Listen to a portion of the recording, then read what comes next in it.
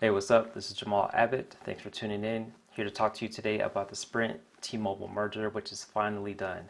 So this is a $26 billion deal that's been 2 years in the making, and this combines the third and fourth largest wireless carriers in the United States. The main motive for this merger was for T-Mobile to provide a better opportunity to serve not only their customers, but also compete in the market against Verizon and AT&T, which are the first and second largest carriers, depending upon what numbers you're looking at for those two companies.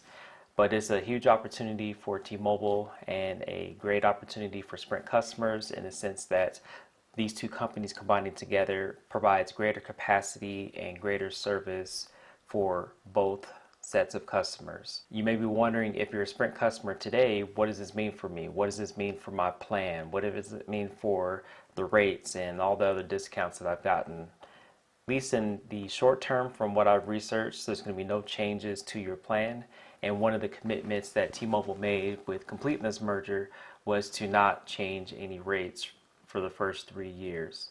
So that's not to say that there's not going to be any changes down the road, or there's not going to be maybe even better deals for your cell phone plan, but at least in the short term, there's not going to be a whole lot of change with your service. The other question that you may be wondering, if you're a Sprint customer, you might be wondering, why do I even care about this? Like, what benefits do I even get from this merger? In the short term, there's going to be greater cell phone coverage. In addition to Sprint customers using their own network, they also have roaming access to the T-Mobile network. So now wherever you go, you should have greater coverage because of that initial change. Over time, we'll be looking at some capacity increases for the customers. So in the sense that you're going to have greater data capacity, you're going to have faster speeds in due time.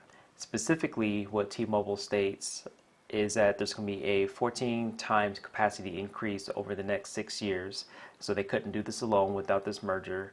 There's also going to be greater and expanded 5G coverage because of this deal being done with Sprint. And they're looking at, over the next 6 years, providing 99% of the US population with 5G coverage. So that's pretty exciting.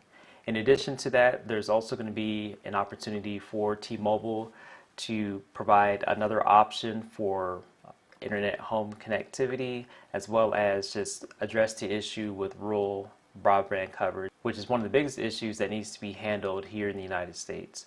So this is a huge opportunity for T-Mobile, a huge opportunity for Sprint customers, and we'll see how this deal plays out over time. Now, if you are a Boost Mobile customer, this is going to be one of the biggest changes for you, in the sense that now that this deal is done, Boost is no longer going to sit underneath the Sprint brand, but now it's going to be converted over to Dish Networks.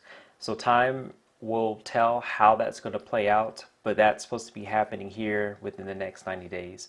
So there should be some changes coming down the pipe, as well as some more information on that. And this is something I'm keeping my eye on, and I'll provide some more information as this becomes available. So in the meantime, there's not going to be a whole lot of changes for Sprint customers, but over time, we should see some changes with plans, with some incentives, and just some overall changes to the structure of this offering for future customers as well as current customers on this network. So that's what's going on with the Sprint T-Mobile merger. If you have any questions, let me know, hit me up.